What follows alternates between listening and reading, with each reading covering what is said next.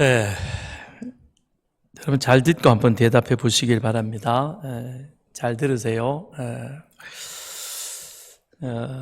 비행기가 미국과 캐나다 국경 근처에 그만 조난을 당했습니다. 그래서 비행기가 추락을 했고 추락한 근방에는 수많은 비행기의 잔해가 여기저기 흩어져 있었습니다. 그리고 그 잔해 곁에는 또 안타깝게도 사고로 인해서 그렇게 생명을 잃은 그런 많은 시체들도 널려져 있었습니다. 그래서 비행기 회사에서는 이분들이 모여서 걱정을 합니다. 고민을 합니다. 생존자들을 어디다 묻을까? 미국에다 묻어야 되나? 캐나다에 묻어야 되나? 어디다 묻으면 좋을까요? 국경 근처에 이렇게 떨어졌으니까.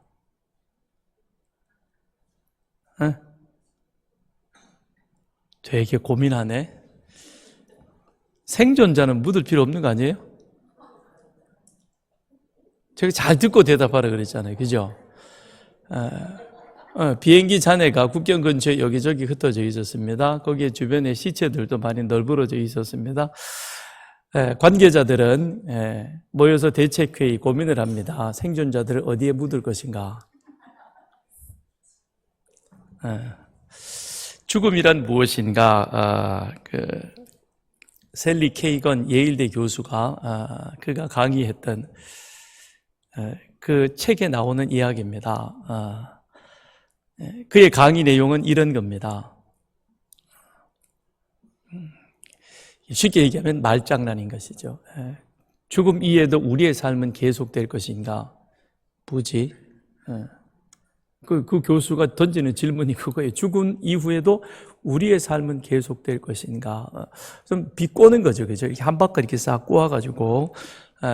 자, 영원 불멸에 대한 죽음 이후의 세상에 대한 것들은, 그건, 우리가 다 공히 인정하고 있는 그런 부분입니다.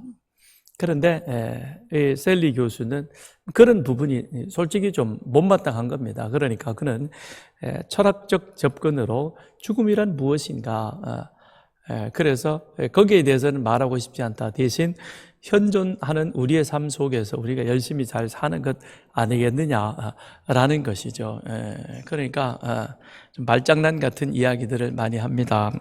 그런데 성경은 그 어느 종교, 그 어디보다, 어느 책보다도 죽음에 대해서 아주 분명하고도 확실하게 그렇게 말씀해 주고 있습니다. 그래서 오늘은 사도신경의 마지막 부분, 그래서 죄사함과 그 다음에 몸의 부활과 육체의 부활과 영생, 그 셋 가운데서 두 번째 부분인 육체의 부활에 대해서 우리가 한번 생각을 해보겠습니다. 오늘 여러분 가지신 거는 58문부터 있고, 지난 시간 이 57문이죠. 그죠? 그래서 마지막, 지난 시간 제 57문을 보면, 거기에 질문이 무엇이냐면, 몸이 다시 사는 것은 당신에게 어떤 위로를 줍니까?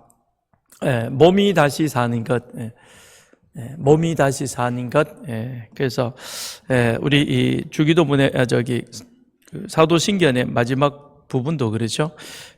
성도의 규제, 그 다음에 죄를 용서받는 것, 몸의 부활, 영생, 그 가운데서 세 가지 죄사함과 그 다음에 부활과 영생은 예수를 믿음으로 말미암아 믿는 자에게 주어진 그리스도의 은덕인 것이요, 그것은 우리들에게 있어서 어떤 은혜를 주게 되는 것인가, 그 가운데서 지난 시간에 우리가 죄사함에 대해서 함께 생각을 했었고, 오늘은 몸의 부활에 대해서 함께 생각을 해봅니다. 자, 몸의 부활, 몸이 다시 사는 것은 당신에게 어떤 위로를 줍니까? 답을 우리 같이 한번 읽어보겠습니다.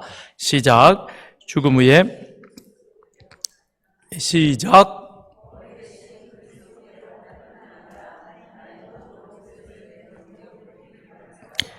나의 영혼과 결합하여 영화로운 몸과 같이 될 것입니다. 죽음 후에 나의 영혼이 즉시 머리 대신 그리스도께로 갈 뿐 아니라 그리스도께서 다시 오실 때 나의 몸도 조금 더 이제 설명을 드리면 그런 거예요.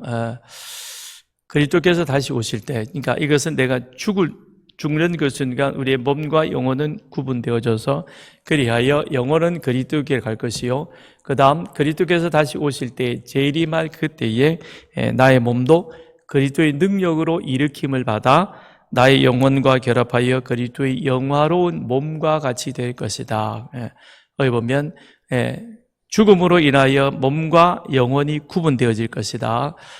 그런데 몸은 흙이니 흙으로 돌아갈 것이나 그 영혼은 그리스도께로 돌아갈 것이요 그리스도께서 재림할 그때에 그리스도의 능력으로 내 죽은 몸이 일으킴을 받아 그리하여 이 몸과 영혼이 결합되어져서 결합되어진다. 그런데 그 결합되어지는 몸은 지금 이런 이 모습이 아니라는 것입니다. 그래서 성경은 우리를 보면서 천사도 흠모할 만한 그런 아름다운 존재로 우리를 지으셨습니다. 그런데 우리가 타락해서 지금 보면 각자의 그 어떤 형편에 따라서 잘생겼다 못생겼다 기준이죠. 그죠? 미는 절대적으로 자기 기준입니다. 그렇잖아요? 내 눈에 보기 좋으면 잘생기고 아무리 오드리 헵번이 잘생겨도 제가 봐서는 뭐 눈이 이렇게 왕방울 만하게 뭐 이쁘지 뭐 저는 그래요. 제 눈에는 한 여자만 제일 이뻐요. 그건 절대적인 주관적인 겁니다. 그렇죠? 그렇잖아요? 그래서 여러분 다 결혼해서 잘 사는 거 아니에요? 안 그런가요? 하여튼 그래요. 자, 우린 그렇다는 겁니다. 자, 그러면 성경은 죽음에 대해서 인간의 죽음에 대해서 창조와 더불어 이걸 바로 이야기를 해주고 있습니다. 1장에 창조에 대한 이야기가 있고 그 다음에 2장에 하나님께서 아담과 하와에 대한 이야기가 나오면서 곧바로 등장하는 이야기가 무엇이냐면 죽음인 것이죠. 창세기 2장 15절부터 17절 우리 한번 찾아보겠습니다.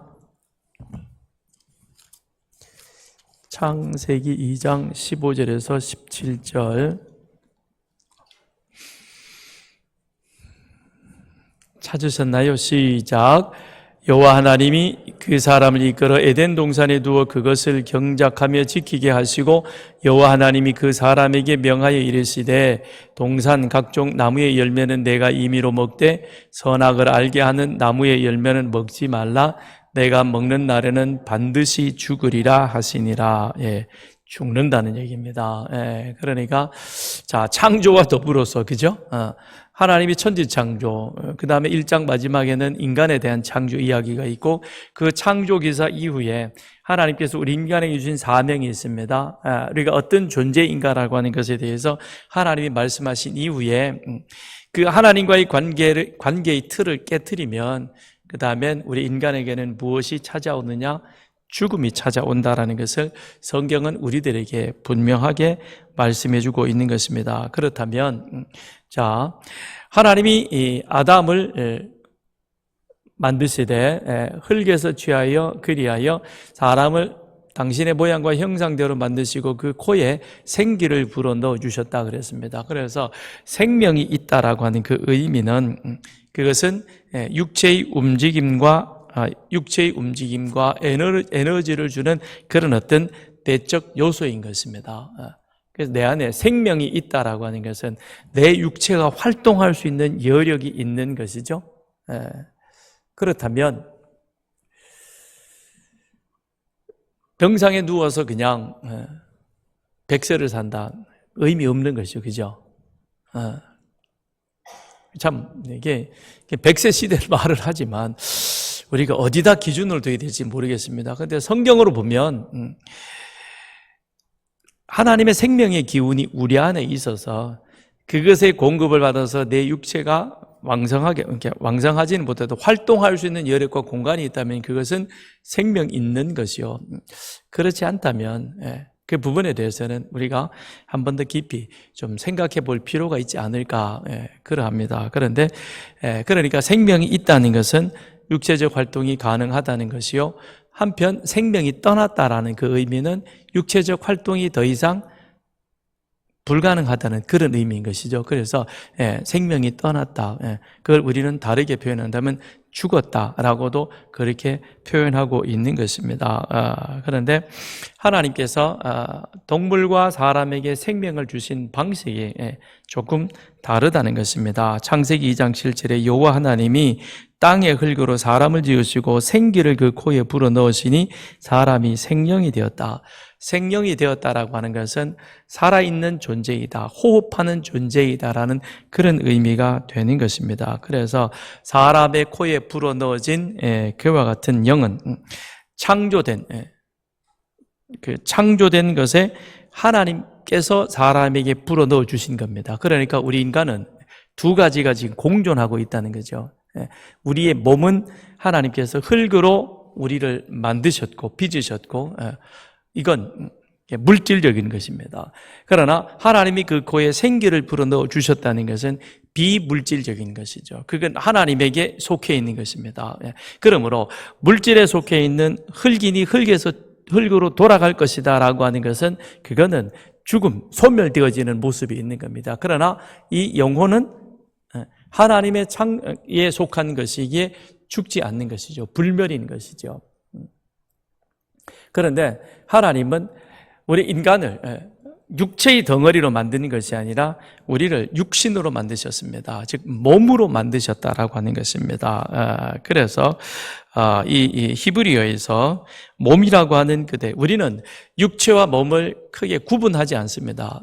그런데 히브리어에서는 이런 단어 하나를 사용함에 있어서 그것이 완전히 구분되어집니다. 그래서 몸은 게셈이라고 그러고 육체는 바사르라고 말합니다.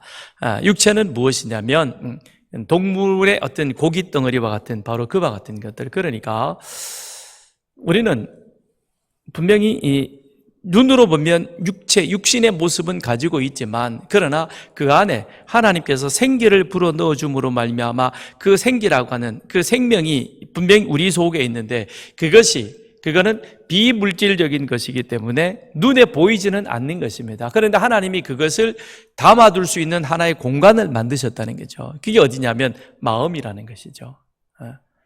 우리 마음은 보이지 않습니다. 그러니 정말 황당한 게 그렇잖아요. 그죠? 나 당신 사랑합니다. 그랬더니 사랑하는 마음을 내게 보여달라 그래. 그걸 어떻게 보여줘요? 그러니까 여자분들, 여러분들이요, 남자를 괴롭게 곤란스럽게 만들지 마십시오. 나 당신 사랑합니다 그러면 오케이 땡큐 그러면 되지. 사랑하는 마음을 내게 보여달라. 이걸 내가 정소영 권사님 그래요? 최국영 장로님 같은 남자 참 만나기 어려워요. 근데 저 남자에게 내 마음을, 사랑하는 마음을 보여달라 그러면 어떻게 죽어야, 이거 죽어서 뭘 끄집어내고, 마음은 없는 거예요. 근데, 자, 하나님이 묘하게 그렇게 우리 인간을 만들어 놓으셨다는 겁니다. 그쵸?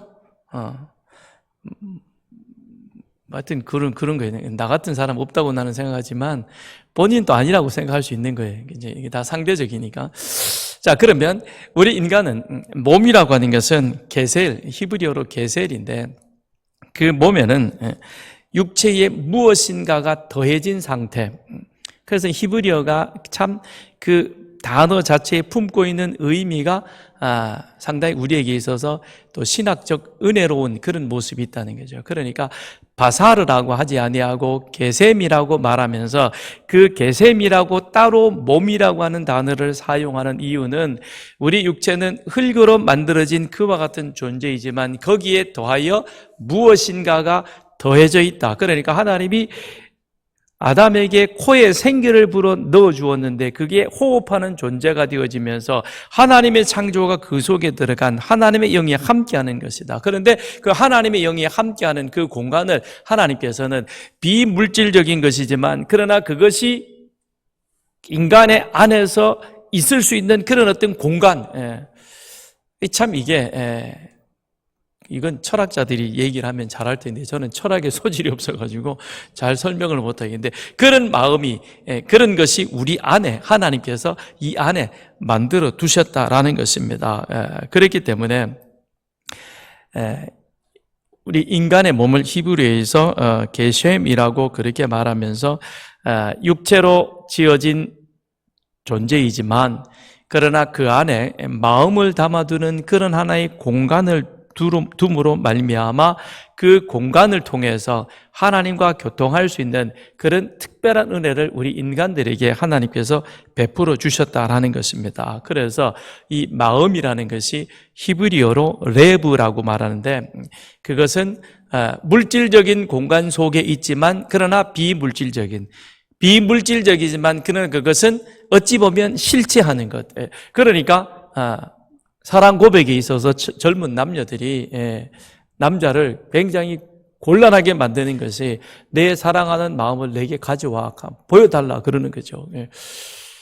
그러니까 이건 굉장히 신학적이면서도 상당히 성경적 그런 어떤 지식을 가지고 이 여인이 남자에게 그런 사랑 고백을 요구하고 있는 것이죠. 그렇다고 해서 그 사람이 하나님을 믿느냐? 그렇지는 않을 수도 있는 것 같아요. 그러나 그냥 그 속에서 그런 것들이 있겠죠. 그런데 만일 정말 하나님의 그런 창조의 원리를 그 사람이 그 여자니 자매가 깨달았다면 이렇게까지는 말 안 할 거예요. 그죠? 왜냐? 마음이라는 게 비물질적이고 비가시적인 그러나 분명히 우리 인간의 몸 안에 존재함으로 말미암아 그것이 하나님과 교통할 수 있는 그런 이 바사르가 아닌 게셴이 되어지는 몸이 되어지는 그래서 우리 몸은 우리 육체는 고기 덩어리가 아니라 하나님과 관계하는 바로 그와 같은 존재이다라는 것입니다. 그래서 우리의 몸이라고 하는 것은 생명이 있다 그랬을 때 몸과 영이 함께 결합되어져 있는 것이요. 그 몸에서 영이 떠나는 상태가 무엇이냐면 죽음의 상태, 육신만 남는 것이죠. 그것은 더 이상의 어떤 활동의 영역이 없어지는 것이다 라는 것입니다. 그걸 성경에서는 무엇이라고 표현해주고 있느냐면 죽음이다라고 하는 것으로 말해주고 있는 것이죠. 그러면 여기 창세기 2장에서 선악을 알게 하는 나무 열매는 먹지 말라. 먹는 날에는 내가 반드시 죽는다라는 그 의미는 무엇이겠습니까? 하나님과의 분리됨을 의미해 주고 있는 것이죠. 하나님과의 분리라는 거죠. 그러니까 아담이 선악과를 먹었습니다. 그런데 당장은 죽지 않았습니다. 그렇죠? 반드시 죽는다 그랬으면 그러면 먹는 그 순간에 하고 그러고는 목을 부여잡고 이렇게 그러다가는 경련을 일으키다가 죽어야 되는데 그래서 이제 이 말씀을 부정하는 사람들이 이걸 가지고 이제 꼬투리를 잡는 거죠. 하다 안 되니까 별 얘기를 다 하는 거죠. 그런데 이후로 아담은 자식을 낳으면서 아담이 몇 살까지 960인가 하여튼까지 오래 살잖아요. 그죠? 긴 시간을 삽니다. 그런데 그거는 사는 시간이 아니라 결국 무엇입니까?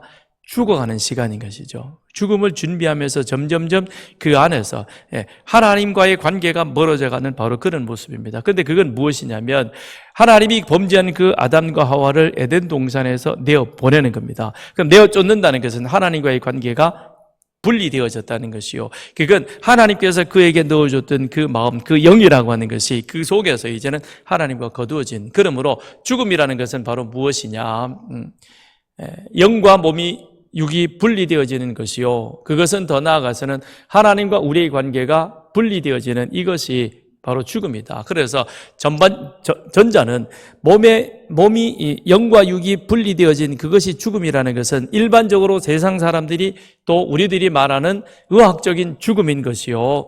신학적으로 본다면 하나님과의 관계가 분리되어져 있는 사람, 즉 하나님을 모르고 하나님을 알지 못하는 하나님을 믿지 않는 이 사람들은 하나님과의 관계가 지금 분리되어져 있는 것이죠. 그러니 그들은 우리가 영적으로 죽었다라고 그렇게 표현할 수 있는 것입니다. 그래서 성경은 이 죽음에 대해서 육의 죽음과 영의 죽음이라고 하는 이 두 가지를 우리들에게 분명하게 말씀해 주고 있는 것입니다.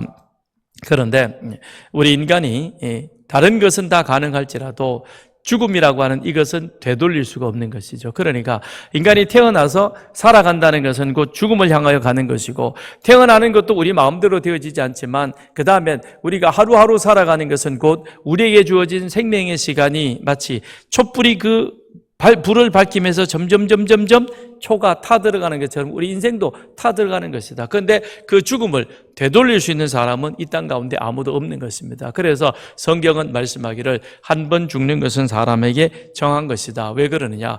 죄의 삭은 사망이기 때문이다라고 분명히 그 이유를 우리에게 말해주고 있는 것입니다. 그렇다면 그 죽음을 되돌릴 수 있는 유일한 길은 무엇이냐? 바로 하나님의 구원을 받아들이는 것이죠. 하나님의 구원을 받아들인다는 것은 다름 아닌 창세기 3장 15절에 창세기 2장에서 죽음에 대해서 예고하셨고, 창세기 3장 15절에게 그 인간이 되돌릴 수 없는 일을 만들어 놓은 그들에게 그것을 되돌릴 수 있는 길, 창세기 3장 15절 여자의 후손으로 구원자를 보내주시겠다고 하신 그 하나님의 약속, 그 약속을 내가 믿는 것이죠. 그런데 그것은 하나님의 때에 아브라함과 다윗의 후손으로 요셉과 마리아 사이에서 예수가 태어나게 하셨고, 그 예수는 지난 주일 오후 시간에 말씀드렸던 것처럼 두 가지죠. 하나는 죄사함이요, 또 하나는 뭐였어요? 내가 누구인가라고 하는 정체성이라고 그러죠. 그죠? 죄사함의 은혜와 더불어 나는 누구이냐? 예수로 말미암아 구원받아 하나님의 자녀된 그리스도의 나라에 속한 자. 그렇기 때문에 우리는 이제 무엇을 따라 살아야 되느냐? 그리스도의 가르침을 따라 살아가야 한다라는 것이죠. 우리는 다 지난 3일 동안에 오늘 이 시간 예배드리는 이유는 무엇입니까? 내가 그리스도의 가르침에 그리스도의 나라로 옮겨진 자인데 그 자의식을 가지고 있는 겁니다. 그러니까 우리는 먹고 자고 직장에 나가서 일을 하지만 그 일하는 것이 단순히 세상 사람들과 같은 가치관 속에서 경쟁하는 것이 아니죠. 그들은 인간의 3대 정욕, 육체의 정욕, 안목의 정욕, 이생의 자랑이라고 하는 그 본능에 따라 살아가는 것이지만, 그러나 우리는 그 본능에 우리 자신을 맡기는 것이 아니라 그들처럼 같이 일도 하고 그들과 같이 웃으면서 밥도 먹고 커피도 마셨지만 우리 안에는 무엇이 있습니까? 내가 하는 이 일들을 통하여서 하나님의 영광, 하나님의 나라를 이 땅 가운데 임하게 하는 것이다. 그러므로 믿지 않는 사람하고 같이 앉아서 밥을 먹고 차를 마시며 나누는 이야기, 대화 속에서도 우리는 내가 그리스도인됨을 그 안에서 은연중에 보여줄 수 있어야 되는 거죠. 왜냐? 죄사함이라는 은혜 입은 자로서 나는 그리스도인이라는 이 정체성을 내 속에 잊지 말고 갖고 있어야 한다라는 것입니다. 그걸 오늘 다시 한번 확인하기 위해서 우리가 이 자리에 온 것이죠.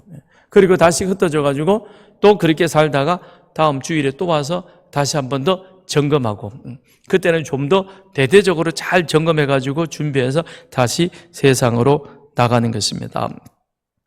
그래서 예수를 믿는 자에게는 새 생명이 임하나, 그러나 하나님이 만들어 놓으신 우리 죽음을 되돌릴 수 있는 그 길인 예수 그리스도를 믿지 않는 자는 한 번 죽으면서 동시에 둘째 사망의 자리까지 임하는 그 심판을 면하지 못하게 되는 것이죠. 그래서 우리가 전도해야 되는 목적과 이유가 거기에 있는 것이죠. 우리는 뭘 압니까? 끝을 아는 것이죠. 그죠? 그 이후에 그 모든 것들을 알고 있습니다. 마치 이런 거죠. 바벨론에 여러 나라들이 포로로 잡혀갔지만, 그러나 70년 후에 바벨론과 세계의 질서가 어떻게 된다는 사실을 유대 백성들은 알고 있는 거죠. 그죠? 우리는 돌아간다. 바벨론은 없어진다. 그리고 또 다른 나라가 세워질 것이다. 그렇기 때문에 그들은 거기에 목적을 두고 사는 것이 아니라 돌아갈 가나안에 우리가 해야 할 그 일의 목적을 두고 준비되는 것이죠. 그래서 히스기야 같은 저게 누굽니까? 느헤미야 같은 사람, 에스라 같은 그와 같은 사람이 그 가운데 세워지게 되는 것이죠. 그럼 우리 역시 마찬가지인 것입니다. 우리는 마지막 아는 거죠. 죽음 이후에 그 시간들, 그걸 아는 것이죠. 그걸 모르니까 셜런 교수는 그런 거죠. 죽음 이후에 나의 삶이 계속될까? 아주 던지는 질문을 보면 상당히 깊이 있는 질문 같지만 사실은 뭐예요? 웃기고 있네. 죽음 다음 예수 못 믿으면 죽음 다음 심판이야. 네가 예일대 아니라 그보다 더한 거기에 뭐가 되더라도 의미 없는 거야. 예수가 구원이야. 아멘이시죠? 우리는 너무나 분명하고 확실한 성경적 진리를 우리는 가지고 있습니다. 그러기 때문에 우리는 더 힘써 복음을 전하는 것이죠. 자, 죽음 후에 나의 영혼이 즉시 머리 대신 그리스도께로 간다. 사람들이 왜 죽음을 두려워하느냐? 그것은 그 이후의 것들을 누구도 경험해 보지 않았기 때문에 그런 겁니다. 경험해 보지 않는, 한 번도 가보지 않는 길을 우리가 가는 거예요. 그렇잖아요.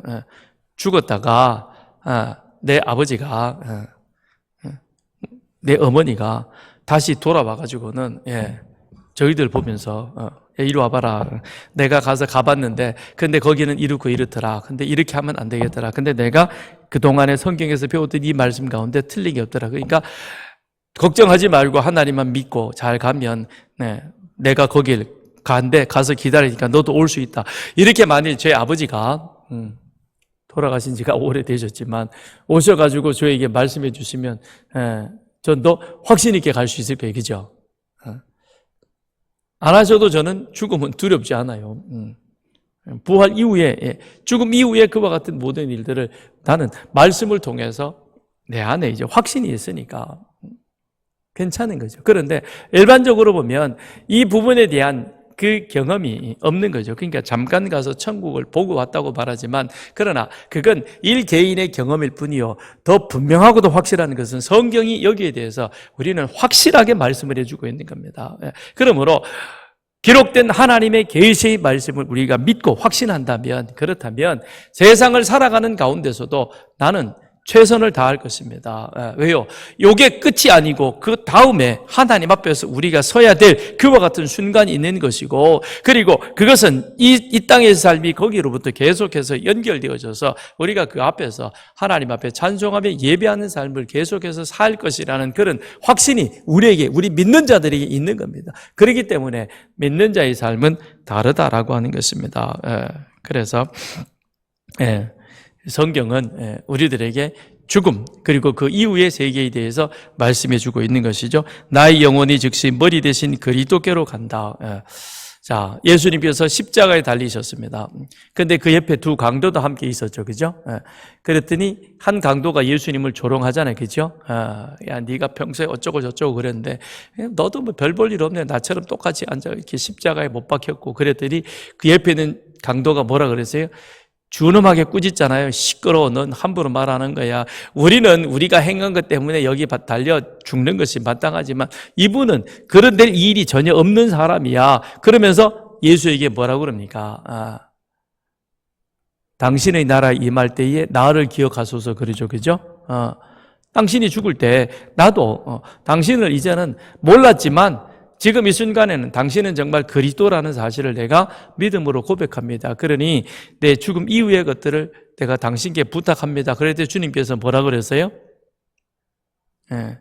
오늘 그가 말하는 그 순간, 곧 몇 시간 후면 주님 돌아갔습니다. 나와 함께 어디에 이르리라? 낙원에 이르리라 그랬습니다. 낙원에 이르리라라고 그렇게 말씀하고 있는 것이죠. 그건 지금 당장 우리가 죽는 그 순간 이것은 이미 분리되어져서, 그래서 물질적인 것, 창조에 속하지 않는 것은 다시금 흙으로 돌아가게 되겠지만, 그러나 창조에 속하지 않은 하나님에게 속한 우리 영혼은 그리스도에게로 다시금 돌아가게 되는 것입니다. 그래서 마태복음 10장 28절 우리 찾아보겠습니다. 마태복음 10장 28절 시작. 몸은 죽여도 영혼은 능히 죽이지 못하는 자들을 두려워하지 말고 오직 몸과 영혼을 능히 지옥에 멸하실 수 있는 이를 두려워하라 그랬습니다. 자, 그냥 이 세상을 살아갈 때는 우리가 믿는 자나 믿지 않는 자나 별 차이가 없습니다. 그런데 믿는 자와 믿지 않는 자에게 확실한 차이는 어디에 나오느냐? 임종 앞에서 나타나게 되는 거죠.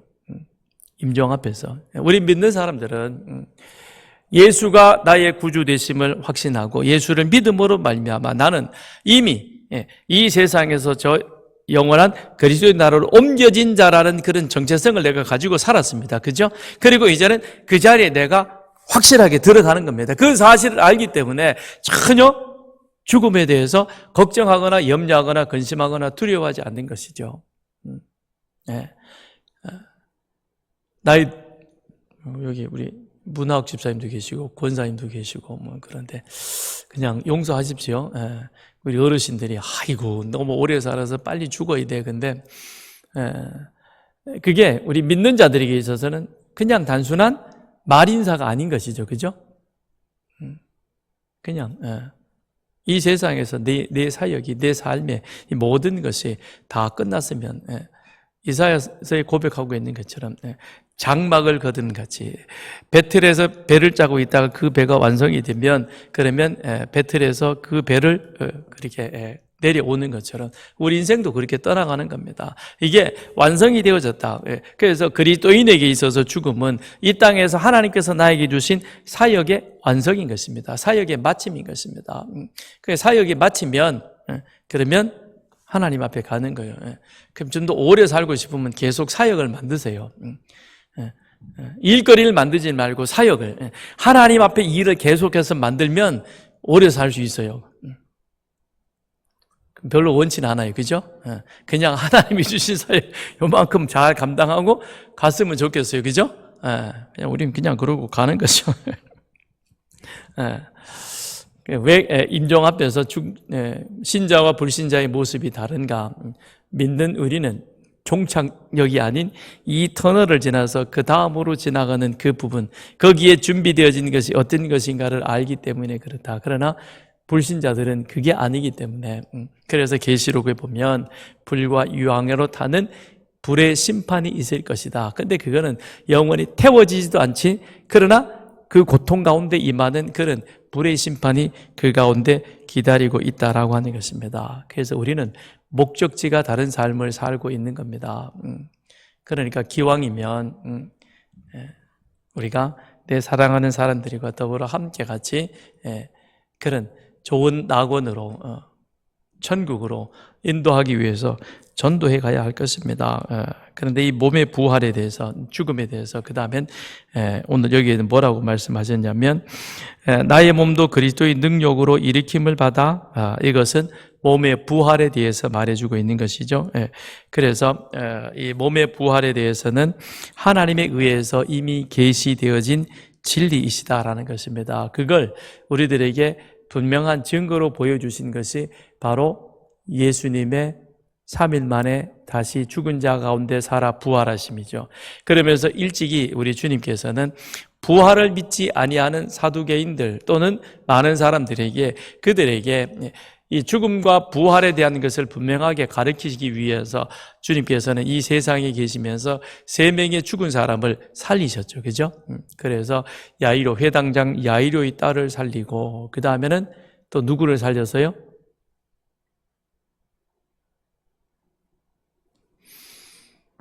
나사로도 살렸잖아요. 그죠? 그 또 한 사람 과부의 아들. 과부가 평생 하나밖에 그만 의지하고 살아가는데 죽었으니 얼마나 마음이 애간장이 끊어지겠어요. 그래서 과부의 아들을 살리셨다. 그래서 마태복음 9장에 회당장의 딸을 살리고 그 다음에 요한복음 11장에 가서는 나사로를 살리고 또 누가복음 7장에서는 과부의 아들을 살리고 주님께서 3명의 이 사람들을 살리셨습니다. 그리고 친히 당신도 죽어서 무덤에 장사 지낸 바 되었고 라고 하는 것은 그 육신이 죽어가지고 어디 있느냐 흙에 닿았다는 겁니다. 그러니까 흙에서 취한 몸으로 흙으로 돌아가는 인간의 가장 낮은 자리까지 가셨다가 그가 다시금 살아 부활하셔서 그리하여 부활된 그 몸의 모습을 누구들에게 친히 보이십니까? 제자들에게 보여주시잖아요. 그렇잖아요? 그러면서 몸의 부활이라고 하는 것이 바로 이와 같은 것이다. 그러니까 부활이라고 하는 것이 그냥 어떤 환상적인 그런 어떤 이 속에 이루어지는 것이 아니라 분명한 그와 같은 현실적 사실이다라고 하는 것을 보여주고 있는 것입니다. 그런데 주님께서 친히 부활하셔서 그리하여 부활체의 몸을 제자들에게 보여주시면서 그것이 이 땅에서 지금 우리들이 먹고 있는 이 몸과는 삶에 있어서는 어떤 연속성이 있을 수는 있겠지만 그러나 질적으로 여러 가지 면에 있어서는 전혀 다른 그와 같은 몸임을 주님께서는 보여주십니다. 자, 고린도전서 15장 찾아보겠습니다. 42절에서부터 44절. 고린도전서 15장 42절에서 44절 시작. 죽은 자의 부활도 그와 같으니 썩을 것으로 심고 썩지 아니할 것으로 다시 살아나며 욕된 것으로 심고 영광스러운 것으로 다시 살아나며 약한 것으로 심고 강한 것으로 다시 살아나며 육의 몸으로 심고 신령한 몸으로 다시 살아나나니 육의 몸이 있은즉 또 영의 몸도 있느니라. 그래서 예수님은 몸의 부활을 부활체의 몸을 직접 제자들에게 보여주십니다. 그리고 그것을 믿게 하셨다는 겁니다. 그런데 그 부활체의 몸은 어떠냐? 썩지 않고 영광스러운 강한 몸이다. 그러니까 이미 한 번 우리들이 이 땅 가운데 취했던 이 흙에 속한 몸은 흙이니까 돌아가는 것이죠. 그죠? 그러나 하나님의 영과 함께 했던, 그래서 우리가 예수를 믿음으로 말미암아 구원받았던 우리들의 모습은 그 다음에는 지금 이런 어떤 몸이 아니라 우리들에게 분명히 인식되어질 수 있는, 보면서 천국 가서 이제 만나면서, 그죠? 최시은이 자매 왔네? 그러는 거예요. 그 천국 가면 두 번 놀란다 그랬잖아요. 그죠? 우선 자기가 천국 온 거에 대해서 놀라고, 그 다음에 전혀 저 사람은 안 올 줄 알았는데 안 온 거에 대해서 놀라고, 분명히 와야 될 사람이 안 온 것. 그쵸? 그 놀라는 겁니다. 그런데 보면 아는 것이죠. 그죠? 그러나 저 몸은 아니라는 거예요. 이 몸은 아니라는 겁니다. 그러니까 여기 이렇게 공들일 필요 별로 없어요. 그죠? 이거 너무 공들이지 말라고요. 제가 얼마 전에 딸내미한테 혼을 나긴 했습니다만, 하여튼 관리는 그래도 좀 해야 되겠죠. 그죠? 그냥 이렇게 선크림 좀 바르고 로션도 좀 바르고 지가 좀 사주면서 바르라 그러면 좋겠구만. 그건 안 사주고는 아빠 로션도 좀 바르고 뭐 그러더라고요. 여름에 로션 바르면 끈적거려가지고 영 이상하잖아요. 안 그래요? 땀 흐르면. 하여튼 그래도 그러니까 너무 과하게 돈은 들이지 말고, 그러나 하나님이 주신 것들을 건강하게 관리할 필요는 있다. 그러나 이후에 우리가 부활체로서의 그 몸은 그때는 썩지도 않을 것이요 영광스러울 것이요 지금보다 훨씬 강하다. 그것은 병든 거나 노쇠함이나 이런 것들이 없다라고 하는 것입니다. 그러면서 동시에 시공간의 제약을 받지 않으신다. 그러니까 예수님이 벽을 통해 들어오시고 갑자기 오셨다가 갑자기 사라지시고, 그죠? 휙휙 하는 이런 모습들이 그 가운데 보이게 되는 겁니다. 그게 이제 우리 부활체의 모습이다라는 것이죠. 그러면서 동시에 무엇이 있느냐? 정체성이 남아 있었다는 겁니다. 그래서 유다 보고 뭐라 그래요? 못 믿냐? 그래서 옆구리에 손을 넣어 봐라라고 말합니다. 흔적은 있다는 것이죠. 그건 우리가 이 땅 가운데 믿음에 왔던 그런 어떤 흔적된 모습들, 그래서 그 사람을 보면서 그의 어떤 그런 일생에 있던 것들을 우리가 알 수 있다는 것입니다.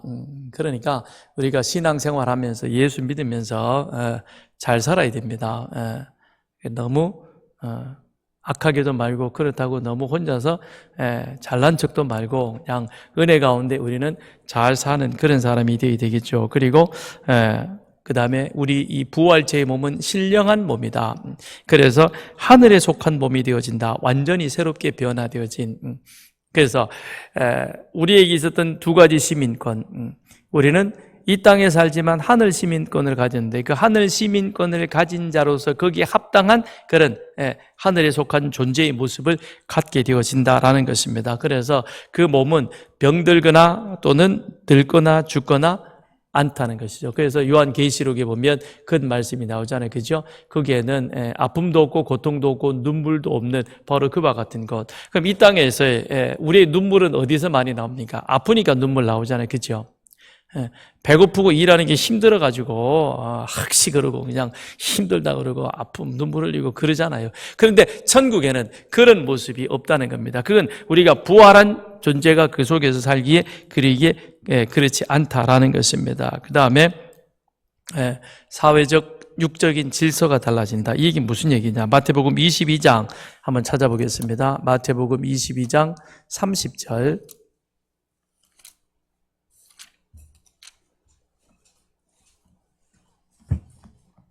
마태복음 22장 30절 시작. 부활 때에는 장가도 아니가고 시집도 아니가고 하늘에 있는 천사들과 같으니라. 자, 이게 이제 부활이 없다라고 말하는 사두개인들, 제일 불쌍한 사람들이 바로 이런 사람들이었습니다. 사두개인이란 그들은 종교 세력, 종교인이라고 보면 되겠습니다. 솔로몬 때 사도계 후예라고 자처하면서 그러면서 이제 우리는 성전에서 제사장직을 그렇게 하면서 그거를 더 발전시켜 가지고 귀족화 시켜버린 거예요. 종교 귀족. 종교 정치화 만들어 놓은 이 사람들, 그런 것이죠. 그러니까 그들은 많은 사람들이 교회에 헌금하는 11조라든지 여러 가지 헌금을 그 돈을 배경으로 해서 그것을 가지고 로마 세력하고 결탁해 가지고는 자기의 기득권을 지키는 이런 사람들인 겁니다. 그런데 이들은 부활도 천사도 없다라고 말하는 거죠. 그러니까 주님 보실 때는 참 기가 막히고 답답한 거죠. 야, 이게 전부가 아니라니까. 우리의 이 육의 몸은 사라질 것이고 내가 온 것은 너희들을 구원하기 위한 것이고 나를 믿어야만 그래야 너희는 신령한 그 몸의 부활체로 다시금 거듭나 그래야 영원한 생명을 누리는 자가 될 것이다 라고 말하는 겁니다. 그래서 여기 22장 23절에 보면 부활이 없다는 사두개인들이 그렇게 와가지고는 얘기를 하는 거예요. 형사 취소에 대한 이야기를 하죠. 형제들이 있었는데 첫째, 둘째, 셋째 다 죽어버렸어요. 그리고는 그 형수에게 다 장가들이 나중에 부활되면 형제 중에 누가 이 여인에게 진짜 신랑이라고 말할 수 있으며 이 여인은 이 사람이 내 신랑이다라고 말할 수 있겠느냐라고 묻는 거죠. 진짜 어리석은 거죠. 그러니까 부활을 모르니까 이런 뚱딴지 같은 질문을 하는 겁니다. 거기에 대해서 주님께서 뭐라고 대답하십니까? 야, 하늘은 장가 안 가는 곳이야. 결혼이라는 것이 없다라고 그렇게 말하고 있습니다. 그럼 결혼이라는 것은 하나님이 이 세상 아담에게 만들어준 제도인 거죠. 우리 인간에게 만들어준 제도인 것이죠. 그럼 창세기 1장 27절에 보면 생육하고 번성하며 땅에 충만하라 그랬습니다. 그런데 아담이 혼자 있는 걸 보니까 이게 외로워 보인 것이죠. 그리고 생육하고 번성하며 충만하라는 하나님의 목적을 이루어가기 어렵습니다. 그러니까 하나님이 아담에게 누굴 만들어줍니까? 혼자 있으니까 외로워서 돕는 배필을 만들어주는 것이요. 그래서 아담이 하와를 보면서 너는 나다라고 했을 때 그 의미는 뭐냐면 너는 나와 함께 같이 길을 가는 동력자, 내 옆에 있는 사람, 나를 돕는 배필이라는 그런 의미가 되는 거예요. 그러니까 여성 상위도 여성 하위도 아닌 거예요. 하나님은 남녀를 부부를 동등하게 만들어서 하나님이 주신 같은 목적을 가지고 그 같은 목적을 이루어가며 사는 그와 같은 좋은 동력자, 배필인 것입니다. 배우자인 거예요. 그러면서 동시에 하나님의 명령을 성실하게 잘 이루어서 이 땅에 충만하라는 거죠. 그러니까 이 땅에서는 결혼이라고 하는 그 제도를 통해서 이 땅 가운데 충만한 그와 같은 하나님의 사람을 세워가는 겁니다. 그러나 천국에서는 이게 필요가 없는 것이죠. 왜요? 천국엔 믿는 사람만 가는 거예요. 그렇잖아요. 그죠? 예수 믿고 구원받은 사람만이 가는 것이 천국이잖아요. 그죠? 그러니까 거기에서는 굳이 시집 가고 장가 가야 할 그와 같은 필요성이 없는 거죠. 왜요? 아이를 낳아서 거기에서 천국에 그 사람들을 충만하게 만들어야 할 이유가 없기 때문에 그러하다라는 것입니다. 그래서 천국에서는 결혼 목적이 사라지는 겁니다. 그러니까 지금 여기에서 사두개인들, 왜요? 이게 부활이라고 하는 것을 그 의미를 모르니까 그들은 그 당시로 보면 제사장이요 종교 지도자적인 그와 같은 자리에 있었지만 어리석기는 한없이 어리석은 거죠. 그러니까 말도 안 되는 이와 같은 뚱딴지 같은 질문을 주님 앞에 하는 거죠. 그러니까 주님께서 그 사두개인들을 향하여 얼마나 강하게 그렇게 질책을 하십니까? 이 회칠한 화 있을진저 그 얘기는 늘 그러면서 이 칠한 무덤 가고 도대체 너희들은 뭐야? 껍데기만 화려하고 속은 하나도 없이 그래가지고 어떻게 되겠느냐라고 그렇게 질책하셨다라는 것입니다. 그래서 이 몸의 부활이라는 것은 결론은 무엇이냐? 우리가 그리스도의 몸처럼 영광스러운 몸으로 나아가는 것이다. 그래서 여기 마지막에 다시 답에 가서 나의 몸도 그리스도의 능력으로 일으킴을 받아서 나의 영광과 결합하여 그리스도의 영화로운 몸과 같이 되는 것이다. 이게 몸의 부활을 믿는 그와 같은 우리의 유익이다라는 것이죠. 자, 다시 우리 고린도전서 15장을 한번 찾아보겠습니다. 고린도전서 15장.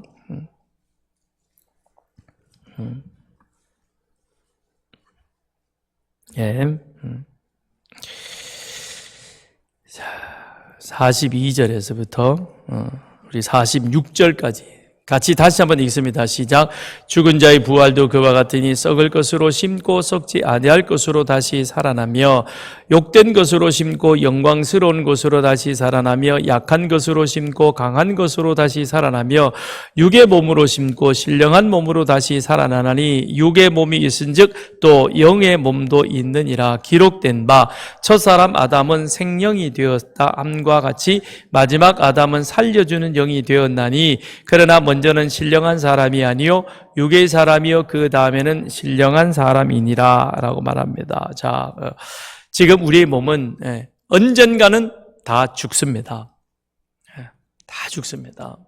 그래서 육체의 경건은 약간의 유익이 있다 그랬습니다. 육체의 연습은 약간의 유익이 있다 그랬죠. 그러니까 물론 열심히 우리가 주신 이 몸을 건강하게 잘 가꾸는 건 필요합니다. 그건 자기 몸에 맞게끔 하면 되는 거예요. 누가 뭘 한다고 해서 그것 하고 뭐 하고 그거 오히려 좋지 않은 겁니다. 그러니까 자기 몸에 맞는 그 운동을 자기가 꾸준하게 열심히 계속해서 자기 몸을 가꾸는 그것이 필요하다라는 것이죠. 그러나 부활 때는 우리 몸은 어떻게 되느냐? 썩지 않고 죽지 않는 몸으로 변화되어진다. 누구처럼? 그리스도의 영광스러운 몸처럼 그렇게 되어진다라는 것입니다. 그래서 하나님께서 생명과 영광의 원리에 따라 새롭게 창조하는 신령한 몸으로 거듭나게 되는 것을 바울이 지금 이와 같은 여러 가지 비유적 표현을 가지고 우리들에게 말해주고 있는 것이죠. 우리 몸은 썩은 것이나 그러나 부활체는 썩지 않을 것으로 다시 살아나게 될 것이다 라고 말합니다. 그래서 신령한 몸으로 다시 살아난다라는 그 의미는 하늘에 어울리는 존재라는 겁니다. 지금 우리는 하늘에 전혀 어울리지 않는 그와 같은 존재인 것입니다. 하늘에 어울린다는 것은 하나님의 존재 앞에 합당한 그런 모습으로 서게 되는 거죠. 그래서 계시록에 보면 거기에서 24장로들이 그 앞에서 찬양하고 있는 그런 모습들이 그게 바로 무엇이겠습니까? 하나님의 존재 앞에 서서 흰옷 입은 우리들이 찬양하는 것이죠. 그걸 보면서 여러분 좀 흥분이 안 됩니까? 이야, 내가 거기 서가지고 그렇게 하나님 앞에 내가 서가지고 찬양한다. 우리는 세상에서 시장 취임식하고 대통령 취임식하고 그럴 때 초대장 받으면은 영광스럽다 그러죠. 그래서 한때는 그랬다 그러더라고요. 어느 대학 누구 때는 또 저쪽 K대 교수들이 많이 가가지고 그래서 전화기를 열어놨는데 이번에는 또 Y대 교수들이 전화기를 다 열어놓고 잔다 그러더라고요. 그래서 그 사람이 대통령이 돼서 자기들을 불러준다고 그래가지고는 그랬다는 거예요. 그래 봐야 1년이고 길게 가야 2년이고 땡치는 거죠. 그죠? 그러나 하나님 앞에서는 어때요? 하나님의 영원하심 같이 우리도 영원히 가는 거예요. 그래서 우리는 이 땅에서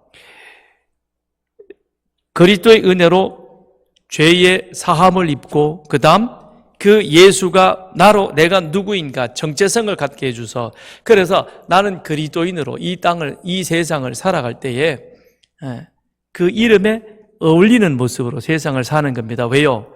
이 다음에 하나님 앞에 서야 되는 존재인데 그게 우리가 이 세상을 함부로 대충 살 수 있겠습니까? 안 그래요? 안 그렇죠? 그죠? 잘 살아야 되는 거예요. 여기서 잘 살아야 거기 가서 되지. 대충 다 안다 그랬잖아요. 천국 가면. 그래서 놀라잖아요. 아유, 저 건땡땡인 줄 알았는데 오고 뭐 이런. 그러니까 잘 사는 거예요. 여기서 열심히 잘 산다는 것입니다. 그래서 우리는 부활의 몸의 부활을 믿기에 어찌 보면 사두개인들보다도 더 열심히 세상을 사는 겁니다. 그건 세상에 소망을 두는 것이 아니라 내가 누구인가라고 하는 그 사실이 내 안에서 이젠 분명하고 확실하게 되어졌기에 하나님 앞에 나는 서야 될 존재이다. 그런데 내가 여기서 적당히 살다가 하나님 앞에 부끄러운 모습으로 이러고 설 수 있겠느냐? 그것도 하루 이틀을 다니고 매일 보는데 그 앞에서 당당하게 서기 위해서 이제 우리는 이 땅 가운데서 더 열심히 살아야 될 것입니다. 그래서 더 열심히 말씀도 있고 더 열심히 기도도 하고 더 열심히 주의 일에 봉사도 하고 그러고 가면서 그냥 덜렁덜렁 가지 말고 저기 전도용품 저렇게 준비해 놓고 그것도 돈을 받는 것도 아니고 공짜로 가져가서 주고 싶은 사람 마음껏 주라 그러는데도 그것조차도 안 하면 참 그거 열심히 살았다고 말하기가 좀 거시기해요. 그죠? 그렇다고 가져가서 지가 다 먹으려고 가져가지 말고 가면서 아파트 들어가면서 뭐 굳이 5층 올라가면서 엘리베이터 타고 가지 말고 5층쯤은 올라가도 다리의 건강에 더 좋으니까 그죠? 가면서 그냥 아파트 앞에다가 이렇게 딱 붙여놔요. 그러면 이렇게 그 다음날 아침에 출근하면서 누가 보면서 좋아하잖아요. 그러니까 열심히 우리 삽시다. 그래서 우리는 부활의 몸을 믿고 사는 그와 같은 존재이다. 이것이 하나님 앞에 서야 되기에 우리는 오늘 하루도 기분 좋게 사는 거죠. 주일 오후에, 주일 저녁에 제가 좀 굉장히 많이 좀 힘들었어요. 여러 가지 것들 때문에 굉장히 분위기가 싹 다운이 돼가지고 그랬는데 이게 그 다음날 새벽까지 영향을 미쳐가지고요. 제가 완전히 이게 시간 개념이 그날 싹 사라져 버린 거예요. 이게 지금 이때인가 저때인가 아침인지 저녁인지 구분도 안 되고, 이거 되게 힘들더라고요. 그래서 제가 새벽기도 지각을 했잖아요. 이게 이제 이렇게 쭉 영향을 미쳐가지고 이제 그렇게 돼버린 거예요. 근데 이제 월요일날, 제가 가평 가서 이제 같이 성경 공부를 쭉 했었죠. 몸은 힘들었지만, 또 그 말씀을 같이 새롭게 배우면서, 굉장히 마음에 많은 은혜를 받고, 상당히 많이 회복이 됐었어요. 그런데, 월요일부터 쭉 계속 이 말씀을 묵상하는 가운데 오늘 저에게 또 큰 힘이 되더라고요. 위로가 되면서, 그래, 나는 누구이냐. 여기로 이걸로 끝나는 게 아니고 내가 여기서 지금까지 최선을 다해서 열심히 살면 그러면 이후에 나는 하나님 앞에서는 그와 같은 존재, 하나님 앞에 합당한 존재로 서기 위해서 그래 가는 거다. 그런데 이런 힘듦은 가끔 가다가 사탄이 우리 앞에 이렇게 와서 툭툭 치면서 방해하는 거다. 거기에 이렇게 그냥 개념치 말고, 뭐 감정의 동물이니까 안 그럴 수는 없잖아요. 그죠? 그래서 이런저런 일들로 힘들 수는 있지만, 그러나 우리는 한 가지 기억하자고요. 어떻게? 신령한 몸으로 하나님 앞에 하나님 존전에 서는 사람, 그 하나님 앞에 합당한 그와 같은 존재가 되어지기 위해서 우리는 오늘도 내일도 그렇게 열심히 우리에게 주어진 그리스도인의 길을 그렇게 힘있게 걸어가십시다. 그것이 우리로 하여금 이 하루하루의 힘든 고단의 삶을 더 은혜 가운데 나아갈 수 있는 그런 능력이 될 줄 믿습니다. 이 시간 같이 우리 기도하실 때 바로 이 말씀을 가지고 함께 기도하겠습니다. 하나님, 우리가 마주하고 있는 현실의 삶은 참 우리를 그렇게 무너뜨리고 힘들게 하고 또 낙심케 하고 그럽니다. 그래서 어떤 때는 나도 거기에 막 뒤휘둘려가지고 내가 지금 어디가 있는지 모를 정도로 그렇게 어렵습니다. 그러나 나는 누구입니까? 신령한 존재가 아닙니까? 신령한 몸으로 다시 살아나는 거 아닙니까? 나는 하늘에 어울리는 그와 같은 존재입니다. 그러기에 나는 지금도 그런 거기에 합당한 자로 내가 그렇게 살아가길 원합니다. 하나님, 성령님, 나를 도와주십시오. 그리고 이제 캄보디아의 모든 선교 사역을 마치고 귀국길에 오르는 우리 모든 27명의 팀원들, 그들 가운데 단 한 사람도 이렇게 어려움 당하지 아니하고 모두가 건강한 모습으로 주어진 오늘 밤의 비행 스케줄을 잘 소화하고 내일 건강한 모습으로 그렇게 입국할 수 있도록, 또 비행기를 저희가 한번 갈아타야 된다 그러는데요, 그렇게 갈아타는 그 과정 속에서도 어려움 당하지 않도록 모두가 다 건강하게 평안하게 잘 올 수 있도록 하나님 도와주시옵소서. 같이 우리 시간 함께 기도하겠습니다.